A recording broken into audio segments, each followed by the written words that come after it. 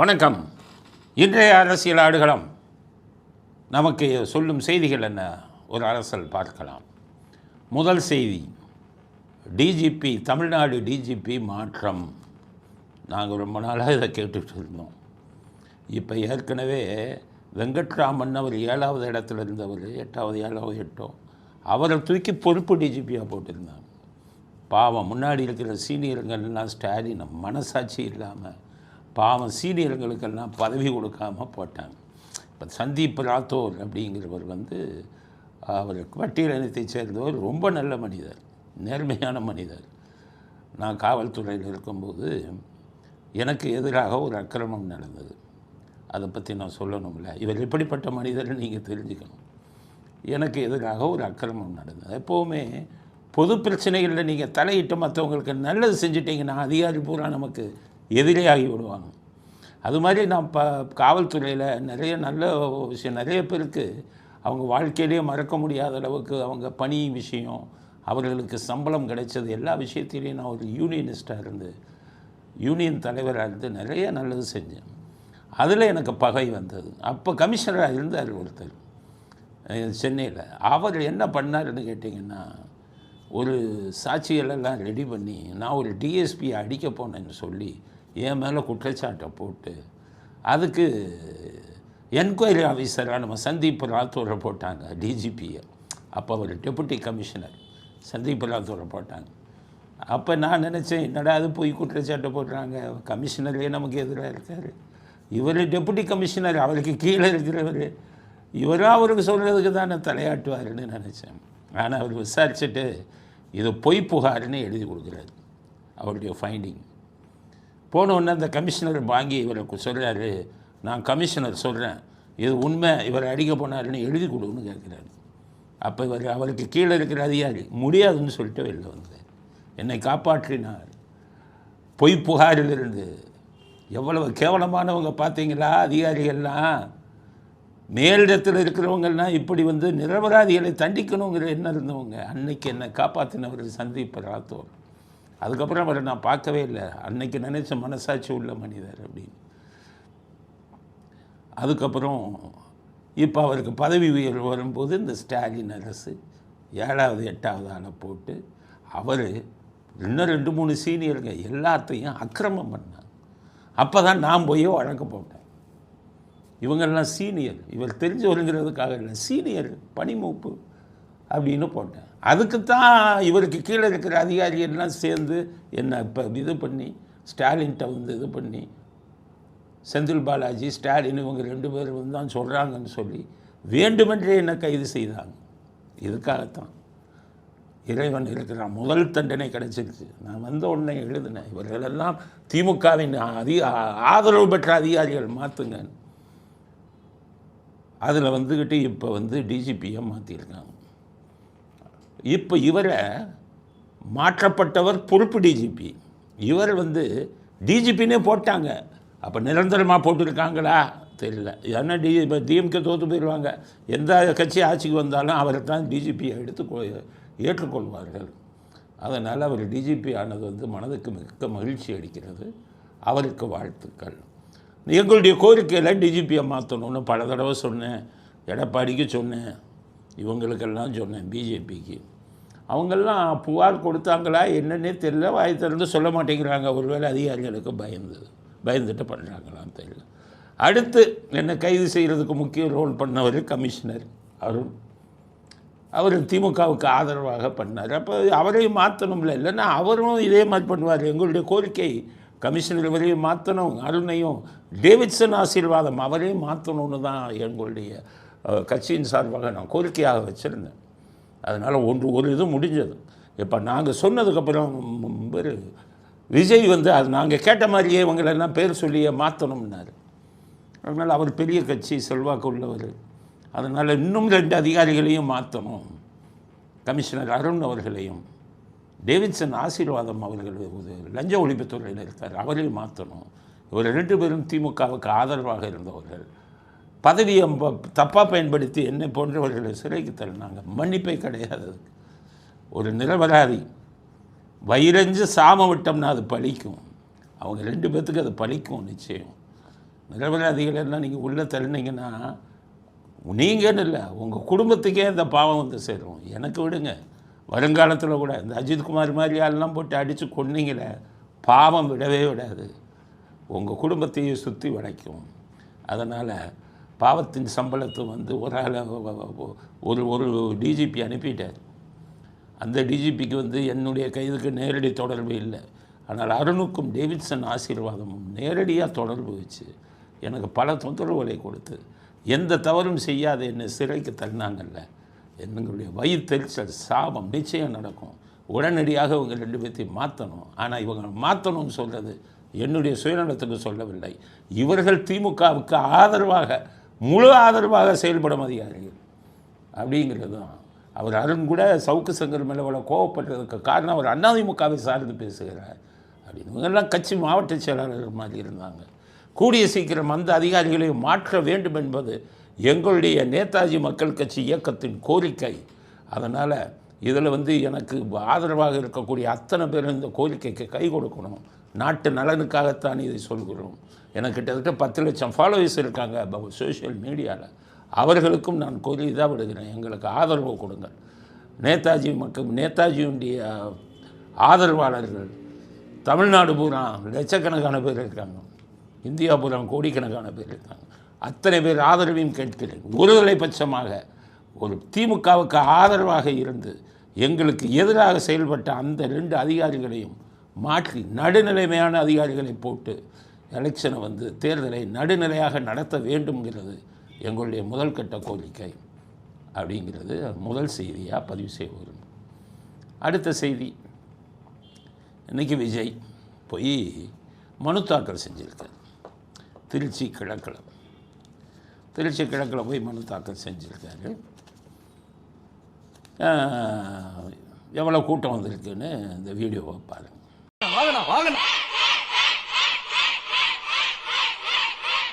Video பார்த்துட்டிங்களா? நான் வாயினால சொல்லக்கூடாது, பயங்கரமான கூட்டம். ஆனால் ஒரு தப்பு பண்ணியிருக்காரு. கூட்டத்தில் இளநீ வச்சு யாரோ ஒருத்தர் கொடுக்குறாரு, அதை வாங்கி விஜய் குடிக்கிறார். தப்புங்கிறாங்க.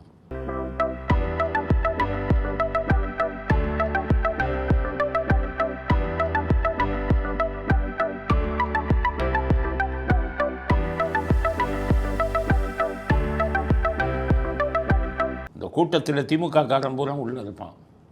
இளநியை வெட்டி உள்ளுக்குள்ளே மயக்க மருந்தையோ விஷத்தையோ கலந்து கூட கொடுப்பான். ஜாக்கிரதையாக இருக்கணும். பிரச்சாரத்துக்கு போகும் எந்த இடத்துலையும் எதையும் சாப்பிடக்கூடாது, எதையும் குடிக்கக்கூடாது. விஜய்க்கு சொல்கிறேன், எலெக்ஷன் வரை கேர்ஃபுல்லாக இருங்க. இந்த கூட்டம் எதை வேண்டுமானாலும் செய்வார்கள். அதனால் பிரச்சாரத்தில் இந்த தப்பை பண்ணாதீங்க அப்படிங்கிறத விஜய்க்கு வந்து ஒரு அறிவுரையாக சொல்ல விரும்புகிறோம். அடுத்து இப்போ விஜய்க்கு இவ்வளோ கூட்டம் வருது திருச்சி கிழக்கில். அங்கே எப்படி இவ்வளோ கூட்டம் வருது, அப்போ அதனுடைய தாக்கம் எப்படி இருக்கும்னு பார்த்தா, அந்த திருச்சி கிழக்கை சேர்ந்த ஒரு வயதானவர் ஒன்று சொல்கிறார். அந்த வீடியோவை பாருங்கள். அவர் என்ன சொல்கிறாருன்னா, நான் திமுகக்காரன், என்னுடைய பேரனும் பேத்தியும் என்கிட்ட சத்தியம் வாங்கிட்டாங்க, 10 வயசு இருக்கும் அவங்களுக்கு, விஜய்க்கு தான் போடணும்னு. கிழக்கு தொகுதியில் என் பேரன் 7 வயசு 9 வயசு பேத்தி இருக்காங்க. சரி, விஜயை தவிர வேற யாரும் போடக்கூடாது கையடிச்சு சத்தியம் வாங்கியிருக்காங்க. இந்த மாதிரி எல்லா வீட்லையுமே இந்த மாதிரி நடக்குது. இதே மாதிரி நிறைய பேர் இப்போ வீட்டில் சத்தியம் வாங்கியிருக்காங்க. அதனால் ஓட்டு எப்படி விழுக போகிறதுன்னு தெரியல அப்படிங்கிறத ப்ராக்டிக்கலாக சொல்கிறாங்க. இதைத்தான் நானும் சொல்கிறேன். அது விஜய்க்கு ஆதரவானது இல்லை, சமுதாயத்தில் இருக்கக்கூடிய ஒரு உண்மையான நிலவரத்தை சொல்கிறோம். நீங்கள் ஒரு சில விஷயம் விஜய்க்கு ஆதரவுன்னு விஜய்க்கு ஆதரவாக பேச அப்படி இல்லை. நாங்கள் நல்ல என்ன விஷயமோ அதை சொல்கிறோம். இந்த வீடியோ பாருங்கள், நிலைமை அப்படி இருக்குது. அதனால் திமுக அதிமுக எல்லாருக்கும் சொல்கிறேன், எல்லாம் கனவு காங்காதீங்க. ட்ரெண்ட் வந்து எப்படி மாறும் இந்த தேர்தலில் அப்படிங்கிறது. இப்போ திமுக கூடுது, அதிமுக கூடுதுன்னு இந்த எல்லா அப்பையிலும் இந்த கருத்து கணிப்பு போட்டுக்கிட்டே இருக்கான். அவ்வளோ வேணும் ஃப்ராடு. எவனையும் நம்பாதீங்க, எல்லாம் கோடிக்கணக்கில். ஏன்னா இந்த தடவை வரக்கூடியது ட்ரெண்டு வேறு. இதுக்கு முன்னாடி இருந்த ட்ரெண்ட் எப்படின்னு சொல்லிடுறேன். போன எலெக்ஷனில் 2 கோடி ஓட்டு வாங்கினான் டிஎம்கே 2021 சட்டசபையில். எம்பி 2024 அதே 2 கோடி வாங்கினான். 9 கட்சி கூட்டணி. திமுகவுக்கு இருப்பது 2 கோடி தான். அதுக்கப்புறம் அதிமுக வந்து இதில் வந்து கொஞ்சம் கம்மியாக வாங்கினாங்க. பாஜகவும் அதிமுகவும் சேர்ந்து சட்டசபையில் நெருக்கி வாங்கினாங்க. பாராளுமன்றத்தில் 3 போட்டியாக மும்முனை போட்டி வந்தோன்னா கம்மியாக வாங்கினாங்க. இதெல்லாம் இந்த எலெக்ஷனில் கணக்கு போடக்கூடாது. இதே ஓட்டு இந்த எலெக்ஷனில் வராது. இந்த எலெக்ஷனில் விஜய்ங்கிற ஒரு புதிய மனிதர் வந்திருக்காரு. அவருக்கு மைனாரிட்டி ஓட்டுங்க பிரியுது, சாருங்கிற ஓட்டெல்லாம் போகுது. அதுக்கப்புறம் இளைஞர்கள் பூரா பின்னாடி இருக்காங்க. அதனால் போன தடவை இருந்த ஓட்டிங் பேட்டர்ன் இருக்காது. அதனால தான் அவருக்கு அவ்வளோ கூட்டம் வருது. அந்த பெரியவர் சொல்வது உண்மையிலே நடந்துக்கிட்டு இருக்கிற விஷயம். நிறைய வீடுகளில் இளைஞர்கள்லாம் நம்முடைய பெற்றோர்களையும் இவங்களையும் இன்ஃப்ளூயன்ஸ் பண்ணுறாங்க. அப்படிங்கிறதுக்கு தான் இந்த இதை நான் கோடிட்டு காட்ட விரும்புகிறேன். அதுக்கடுத்தது விஜய்க்கு இவ்வளோ கூட்டம் வருது. அது ஸ்டாலினும் போயிருக்காரு கரூருக்கு. ஸ்டாலினுக்கு வந்த கூட்டத்தை பாருங்களேன். அது செந்தில் பாலாஜி சொல்கிறார் என்னென்னா 1,00,000 பேர் வருவாங்கன்னாரு. எவ்வளோ கூட்டம் வந்திருக்குன்னு பாருங்கள். நாளை நடைபெறுகின்ற கூட்டத்தில் 1,00,000க்கும் மேற்பட்டோர் இந்த தேர்தல் பிரச்சார பயணத்திலே பங்கெடுப்பார்கள்.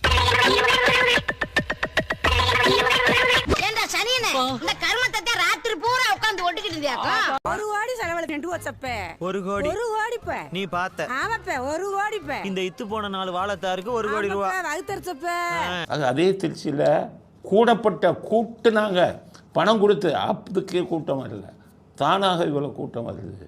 இது எப்படி தேர்தல் முடிவுகளை பாதிக்கும்ங்கிறது நமக்கே தெரியாது. ஸோ ஸ்டாலினுக்கு கதி பார்த்தீங்களா? அங்கே போய் ஸ்டாலின் ஒரு முக்கியமான விஷயத்தை பேசுகிறார். செந்தில் பாலாஜியை கரூரில் போட்டி போட வேணாம் அப்படின்னு நான் தான் சொன்னேன். அவர் கோயம்புத்தூர் தெற்குக்கு போட சொல்லி நான் தான் சொன்னேன். இங்கேயும் அவர் ஜெயிக்க வைப்பார்.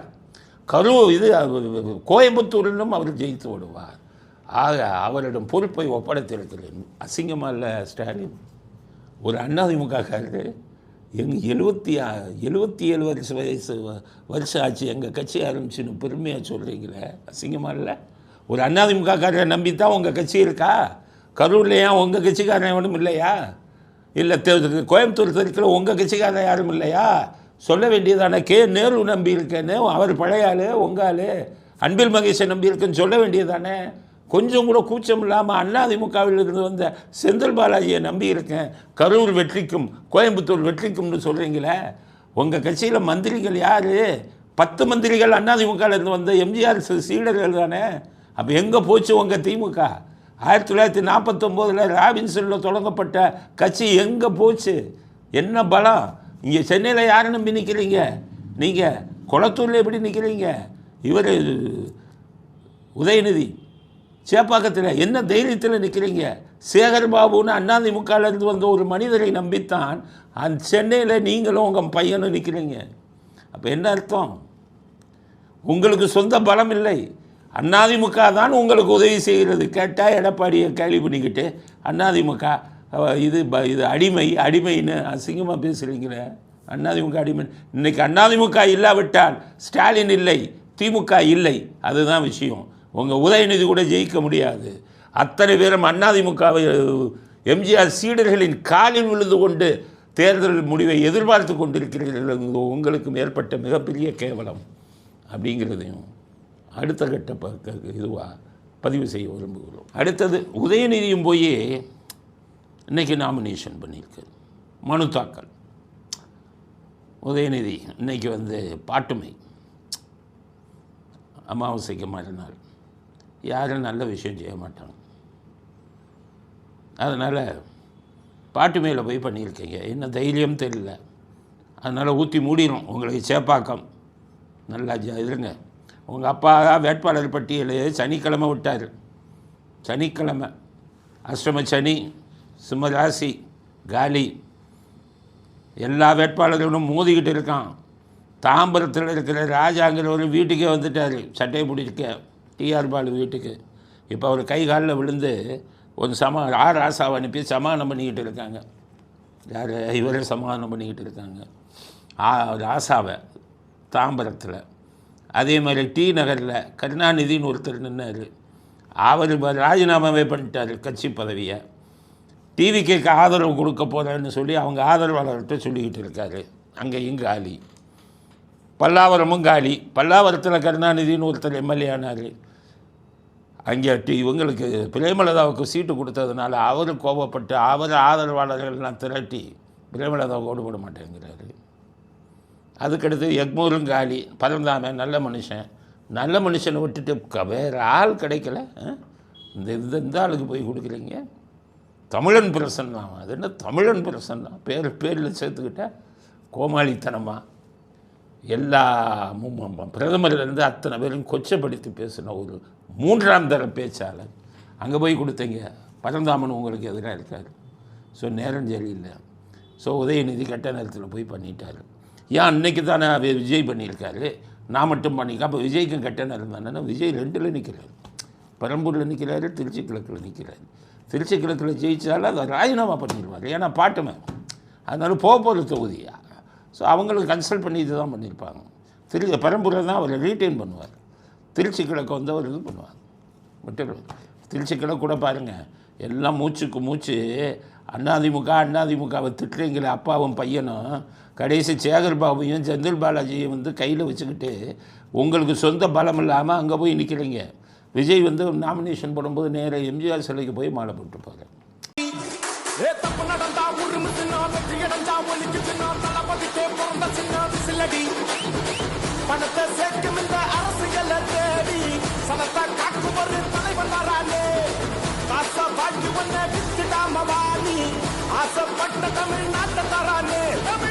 ஸோ அவங்களப்பா அந்த மாதிரி இன்னைக்கு வந்தவங்க அவங்கெல்லாம் அரசியலுக்கு அவங்களே எம்ஜிஆருக்கு மதிப்பு கொடுக்குறாங்க. உங்கள் தாத்தாலேருந்து எம்ஜிஆராலே வந்து ஜெயிச்ச ஆளுங்க. இன்றைக்கும் நீங்கள் ஜெயிச்சுக்கிட்டு இருக்கிறது அதிமுகவால், அதிமுகவின் எம்ஜிஆர் சீடர்களால்.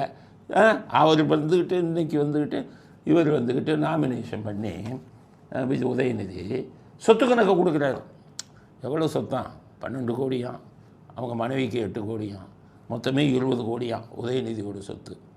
முன்னாள் மந்திரி பிடிஆர் என்ன சொன்னார், 2 வருஷத்தில் இவரும் சபரீசனும் சேர்ந்து 30,000 கோடி சம்பாதிச்சிட்டாங்கன்னாங்களே. அந்த சொத்து கணக்கெல்லாம் எங்கே? 2 கார் வச்சுருக்காராம், ஒன்று இவரான், இன்னொன்று அவங்க அப்பாவான். அப்பா பாருங்க, அப்பாவுக்கு காரே இல்லைன்னாரு. பையன் சொல்கிறாரு 2 காரு, ஒன்று எனக்கு, ஒன்று எங்கள் அப்பாவுக்கு. நகைகளே இல்லையா, கணக்கு கொடுக்குறாரு உதயநிதி எலெக்ஷன் கமிஷனில். நகைகளே இல்லையா. அப்போது உங்கள் வீட்டில் இருக்கிறவங்கெல்லாம் போடுற நகை என்ன கணக்கு? அதுவும் கேஷ் எவ்வளோ இருக்கான்னு தெரியுமா உதயநிதிட்ட? 50,000. எப்படி ஊருக்கு ஏமாத்துறாங்க பாரு. உலக மகா கோடீஸ்வரர்களாக இருந்து அவர்கள் கட்சி மந்திரியாலேயே 30,000 கோடி 2 ஆண்டுகளில் சம்பாதித்தார்கள் என்று சொன்ன நம்ம 2 பேரில் உதயநிதி வெறும் 50,000 கையில் வச்சுருக்கேன்னா இதெல்லாம் நம்மெல்லாம் இழிச்ச வாயிங்க. இந்த எலெக்ஷன் கமிஷன் ஒன்று இவங்க சொல்கிறதெல்லாம் கேட்டுக்கிட்டு எழுதிக்கிட்டு இருக்காங்க. அடுத்தது இன்னொரு ஏழை, அவர் வேறு வந்து சொத்து கணக்கை காமிச்சிருக்காரு, பரம ஏழை. நேற்று ஏழை ஸ்டாலின் சொத்து கணக்கை பற்றி பேசணும். இன்றைக்கி வந்து அதை விட கொஞ்சம் இவர் பரம ஏழைன்னு சொல்ல முடியாது உதயநிதியை, இவர் ஏழை. அவர் சொத்து கணக்கை பற்றி பேசணும். பண்ண 20 கோடி. இப்போ இன்னொருத்தர் அவர் என்ன சொல்கிறாருன்னா பரம ஏழை, அவர் ஸ்டாலின் மாதிரியே KN நேரு. அவர் என்ன சொல்கிறாருன்னா 2 கோடி தானே அவருக்கு அசையா சொத்து, கையில் 5 லட்சம் தான் இருக்கான், அவங்க மனைவிக்கு ஒரு 200 சவரன் இருக்கான்.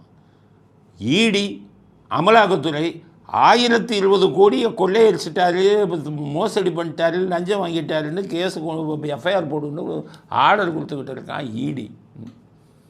அப்படி இருக்கும்போது இவர் வந்துக்கிட்டு இவர் சொத்தே வந்துக்கிட்டு 1020 கோடி லஞ்சம் வாங்கினவர்கள் வந்து இந்த 4000 கோடி சென்னை மாநகரத்தில் வெள்ளம் பாதுகாப்புக்கு எல்லாம் அதில் அடித்தது எவ்வளோ இருக்கும்? 60-40% கணக்கு போடுங்க. ஆனால் அவர் சொல்கிறாரு எனக்கு 2 கோடிங்கிறாரு. அப்போ இந்த காவேரி ஆஸ்பத்திரிக்கு ஓனர் நீங்கள் தான் சொல்கிறாங்களே, காவேரி ஆஸ்பத்திரி கணக்கு எங்கே போச்சு? ஒரு 500 மாடை வச்சுக்கிட்டு ஊரை ஏமாற்றிக்கிட்டு இருக்கீங்களா, அந்த 500 மாடோட கணக்கு எங்கே போச்சு? ஆக எப்படியெல்லாம் வேஷம் போடுகிறார்கள். அவர் விஜயை பற்றி மட்டும் அவங்க சொல்கிறாங்க, அவர் இப்படி 500 கோடிங்கிறாரு, 600, அவங்க அப்பாவுக்கே கடன் கொடுத்த மாதிரி என்னென்னமோ சொல்கிறாங்க. என் அப்பாவுக்கே கடன் கொடுத்த மாதிரினா அவங்க கருணாநிதி கனிமொழி அவங்க தாயாருக்கு கணக்கு 1 கோடி கொடுத்ததாக கணக்கு காமிச்சார. நான் கருணாநிதி இருக்கும்போது நாமினேஷன் எடுத்து பாருங்கள், கனிமொழி அவருடைய தாயாருக்கு 1 கோடி ரூபா கடன் கொடுத்தாங்களாம். அப்போ விஜய் அப்பாவுக்கு கடன் கொடுத்தாரு, இதுக்கு கொடுத்தாரு, அம்மாவுக்கு கடன் கொடுத்தாருன்னா அது மட்டும் குதிக்கிறாங்க. அதனால் நல்ல நாடகம் போட்டிருக்கிறார்கள் திமுகவின் முக்கிய தலைவர்கள்.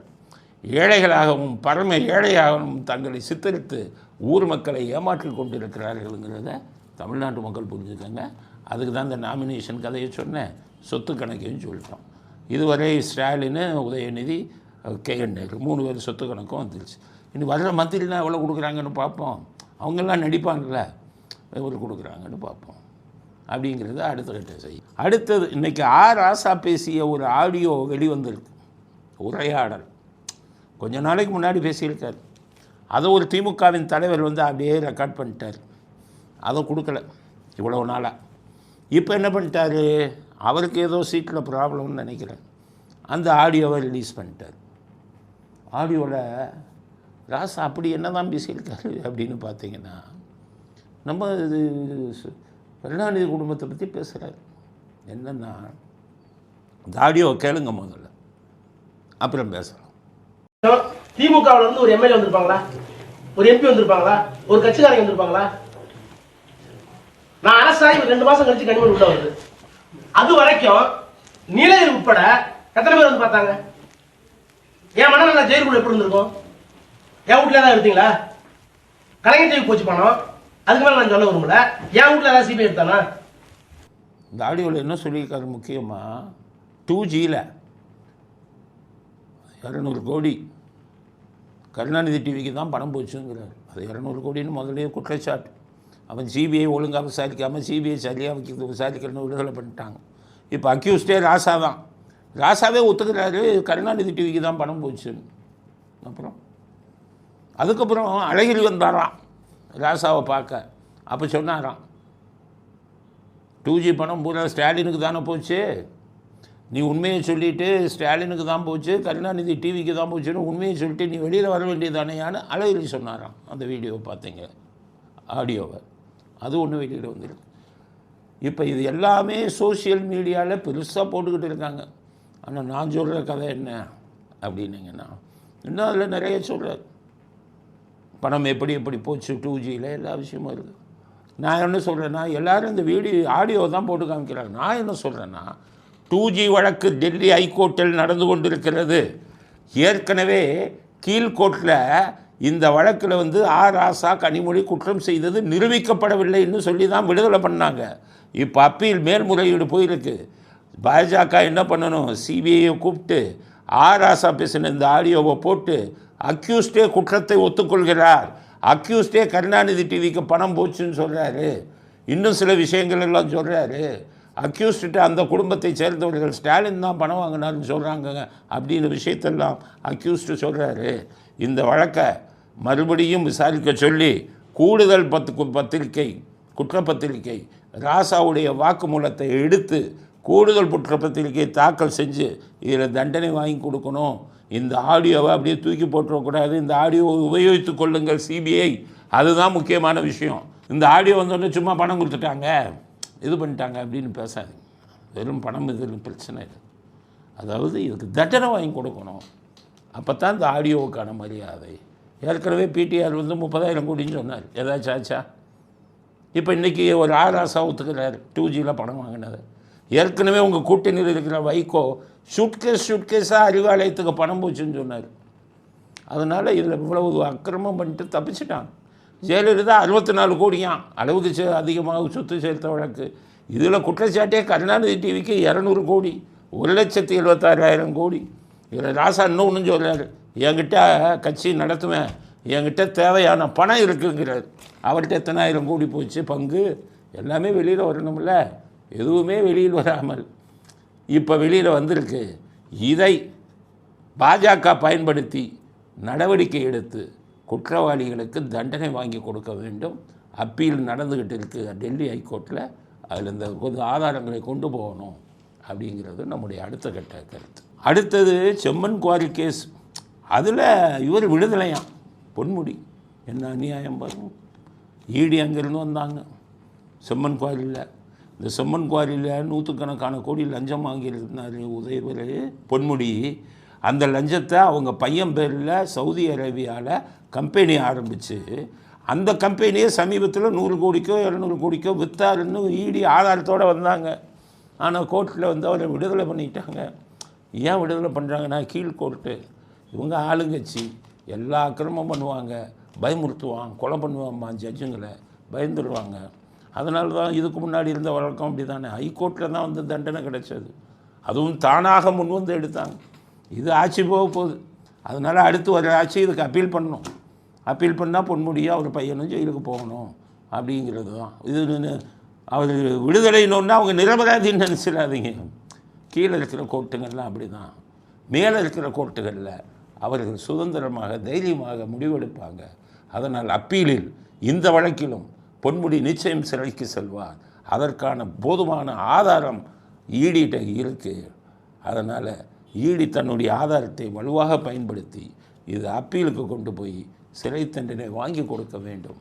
செம்மண் குவாரி இயற்கை வளம், மணலை பூரா கொள்ளை வச்சுட்டு போயிட்டாங்க. ஆயிரக்கணக்கான கோடி, ஹைகோர்ட்டில் கேஸ் வருது, 4000 கோடி 5000 கோடி மணல் கொள்ளை, நாட்டையே குட்டிச்சவராக்கிட்டாங்க. இது வந்து செம்மண் குவாரி, அதில் ஆயிரக்கணக்கான கோடி வாங்கின லஞ்சமே 100 கோடியோ 200 கோடியோ. இந்த மாதிரி இயற்கை வளங்களை பூரா ஒரு 5 வருஷத்தில் குட்டிச்சவராக்கிட்டு போயிட்டாங்க. அதனால் இறைவன் தண்டனை கொஞ்சம் லேட்டாக கிடைக்கும், அது அப்பீலில் கிடைக்கும். ஆட்சி மாற்றம் ஏற்பட்டவுடன் வரக்கூடிய புதிய அரசாங்கம் இந்த வழக்கை அப்பீல் செய்யணும் அப்படிங்கிறது அடுத்த கட்ட கருத்து. அடுத்தது சீமான், அவர் எதையாச்சும் பேசிட்டு போகிறார். அவர் என்ன சொல்கிறாரு, விஜய் கட்சியில் மற்ற கட்சியில் சீட்டு கிடைக்காம இருந்தவங்களுக்கெல்லாம் இவர் சீட்டு கொடுத்துருக்காரு அப்படின்னு கிண்டல் அடிக்கிறார். அவருக்கு தமிழ்நாடு அரசியலே தெரியலை. சீமான் வயசு கம்மி, எங்களை விட ஒன்றும் புரியாது, பழைய இதெல்லாம் பார்த்துருக்க மாட்டேங்கிற. மற்ற கட்சிகளில் சீட்டு கிடைக்காதவர்களுக்கு சீட்டு கொடுத்து ஜெயிக்க வைப்பது எம்ஜிஆருக்கு செய்த கலை, அது சீமானுக்கு தெரியாது. சீமானு எம்ஜிஆரை பற்றி திட்டுவார், எம்ஜிஆர் நல்லா வரும்பார், இலங்கை பேசுகிற சம்மந்தம் இல்லாமல் பேசுவார். சீமான் புரிஞ்சுக்கங்க, மற்ற கட்சிகளில் சீட்டு கிடைக்காதவர்களுக்கு தன் கட்சியில் சீட்டு கொடுத்ததை வந்து கொச்சைப்படுத்தி பேசுகிறீர்களே. 1980ஆம் ஆண்டு எம்ஜிஆர் கருணாநிதியும் இந்திரா காந்தியும் சேர்ந்து நின்றவுடன் எம்ஜிஆர் தனியாக நின்றார். அப்போது மதுராந்தகம் தொகுதியில் காங்கிரஸை சேர்ந்த உக்கம் சந்த் சீட்டு கேட்டார். ஆனால் திமுகவை சேர்ந்த மதுராந்தகம் ஆறுமுகத்துக்கு சீட்டு கொடுக்கப்பட்டது. உக்கம் சந்த் உண்ணாவிரதம் இருந்தால் சீட்டு கிடைக்காத கோபத்தில் எம்ஜிஆர் ஃபோன் பண்ணி வர வச்சார். உக்கம் சந்த், காங்கிரஸை சேர்ந்த உக்கம் சந்தை வந்து என்ன சொன்னார், உக்கம் சந்த் ஏடிஎம்கேல சீட்டு கொடுக்குறேன் வரீங்களான்னு கேட்டார். அவர் காலிலே விழுந்துட்டார். உக்கம் சந்த் அதிமுக வேட்பாளராக 1980 காங்கிரஸை சேர்ந்த உக்கம் சந்த் வேட்பாளராக அறிவிக்கப்பட்டார் எம்ஜிஆரால். அதே மாதிரி துரை ராமசாமி, வெள்ளக்கோயில் தொகுதி, துரை ராமசாமி காங்கிரஸை சேர்ந்தவர், அது வந்து திமுகவுக்கு கொடுத்துட்டாங்க சீட்டு. அவர் உண்ணாவிரதம் இருந்து போராட்டம் செய்தார். 80 எம்ஜிஆர் ஃபோன் பண்ணார், வெள்ளக்கோயில் ராமசாமி வெளில கூப்பிட்டார், துரை ராமசாமியை வாங்கன்னாரு. நீங்கள் நான் சீட்டு கொடுக்குறேன் அதிமுகவில் நில்லுங்கன்னாரு. துரை ராமசாமி உடனே எம்ஜிஆர்கிட்ட ஒத்துக்கிட்டார். கடைசி தமிழ்நாட்டிலே அதிக ஓட்டில் ஜெயித்தது துரை ராமசாமி தான். அதுதான் அரசியல் சாணக்கியம். உக்கம் சந்தும் ஜெயித்தார். மற்ற கட்சிகளில் சீட்டு கிடைக்காதவர்களை பயன்படுத்தி தனது கட்சியில் கொண்டு வந்து ஜெயிக்க வைத்தது எம்ஜிஆரின் கலை. அதைத்தான் விஜய் செய்திருக்கிறார். உங்களுக்கு எம்ஜிஆருக்கு அதெல்லாம் தெரியாது முக்கால்வாசி, அதனால் அதை கிரிட்டிசைஸ் பண்ணாதீங்க. குடிக்கிறவெல்லாம் எனக்கு ஓட்டு போடாதுன்னு சொல்கிறீங்க. அதே மாதிரி விஜய் என்ன சொல்கிறீங்க, டாஸ்மார்க்கை மூடுவேன்னு சொல்லுங்கன்னு சொல்கிறீங்க. நீ டாஸ்மார்க்கை மூடுவேன்னா 2 கோடி ஓட்டு உனக்கு போயிரும்னு இவன் இந்த டாஸ்மார்க்கை மூடுவேங்கிறான், மூட மாட்டேங்கிறான். நான் 2 கோடியில் 2000 கோடி ஓட்டு எனக்கு விழலைனாலும் நான் வந்தா மூடுவேன். ஏன் எனக்கு குடிக்கிற மக்களின் ஓட்டு வேண்டாம். நான் அரசியல்வாதிகளுக்கு சொல்கிறேன், யாரையும் தாக்க சொல்லலை. நான் என்ன சொல்கிறேன், குடித்தவன்லாம் ஓட்டு போடாதீங்கிறீங்கல்ல. நீங்கள் குடிக்காமல் இருப்பு, நீங்கள் குடிப்பவரா குடிக்காதவரா சொல்லுங்கள். முதல்ல தான் சுத்தமாக இருக்கணுங்க. எம்ஜிஆர் வந்து மது விலக்கு கொண்டு வருவேன்னு சொன்னார்னா குடிக்க மாட்டார், மதுவை தொட்டதில்லை.